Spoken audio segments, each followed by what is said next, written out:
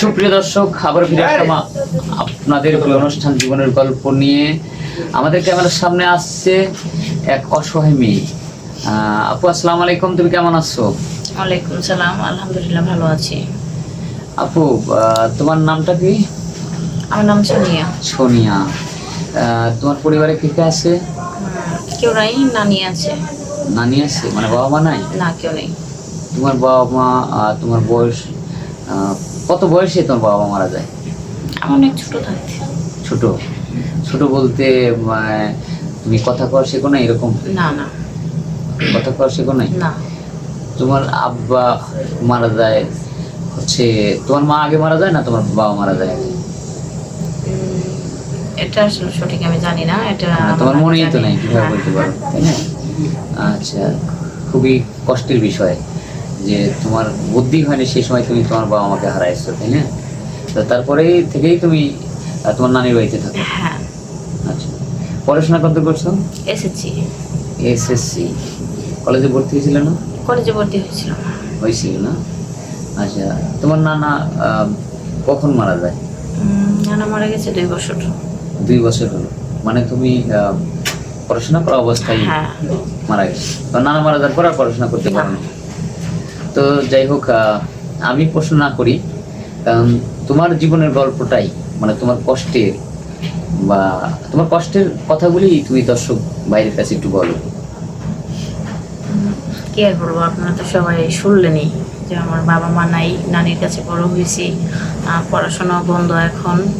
তো মূলত আমি এখানে আসছি ভালো একটা মনের মানুষ খোঁজার জন্য, কারণ ভাইয়াদেরকে বলছিলাম যে ভালো কোনো মানুষ যে থাকে অবশ্যই আমাকে বলবেন বিয়ে করার জন্য। হ্যাঁ, যাতে সারা জীবন আমার মানে হাতটা ধরে রাখি, ছাইড়ে না যায়। কারণ যেহেতু আমার কেউ নাই, অবশ্যই আমি ভালো কাউকে চাই। একটু বয়স বেশি হলে সমস্যা নাই, কারণ বয়স তো আসলে সব কিছু না, মানুষের মন মানসিকতা ব্যবহার হচ্ছে সব কিছু। সবকিছু। হ্যাঁ, তো আমি চাই এরকম যদি কোনো মানুষ থাকেন ভালো, যে আমার সব কিছু চাই না শুই না মাইনা আমার দায়িত্বটা নেন, অবশ্যই আপনারা নক করবেন। আর স্ক্রিন তো দেওয়া নাম্বার দেওয়া থাকবে, অবশ্যই আপনারা যোগাযোগ করবেন। কারণ যেহেতু তোমার হচ্ছে কেউ নাই, কারণ শেষ সম্বল এখন হচ্ছে নানি। আর নানি চলে যাওয়ার পরে তো মানে কেউ তোমার নাই। ভবিষ্যতে কাউকে না কাউকে লাগবে। এর জন্যই মানে তুমি আসছো আমাদের ক্যামেরার সামনে। আচ্ছা, তোমাদের এলাকায় তো তুমি তো দেখতে বেশ সুন্দর, তো এমন কেউ হয়তো তোমাকে প্রপোজ করে নাই, বা গ্রামের আত্মীয় স্বজনের মধ্যে তোমাকে বিয়ে করার জন্য? প্রপোজ করার মতো কিন্তু মানুষের অভাব নাই, বাট মানুষ তো অনেকেই আছে। হ্যাঁ, তবে সব মানুষ তো আর আমার প্রয়োজন নেই। আমি চাই ভালো মনের মানুষ যে আমার দায়িত্ব নিবে। ভালো অনেকেই তো বলে যে হ্যাঁ তোমার ভালোবাসি, তোমার ভালো লাগে, পছন্দ হয়, কিন্তু দায়িত্ব কিন্তু সবাই নিতে পারে না। তো আমি চাই একজন দায়িত্বশীল মানুষ যে আমার দায়িত্ব নেবে।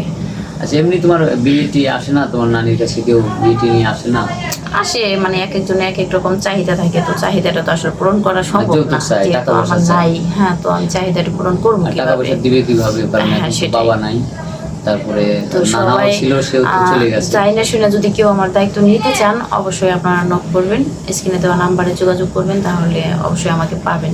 আর আমার পার্সোনাল কোনো ফোন নাই, তো ভাইয়াদের এই নাম্বারে যোগাযোগ করলে অবশ্যই ভাইয়ারা আমার ব্যবস্থা করে দিব। মানে আমার তো আসলে ওনারা তো আমার বাড়ি চিনে, অবশ্যই ওনারা আমার সাথে যোগাযোগ করে দিব।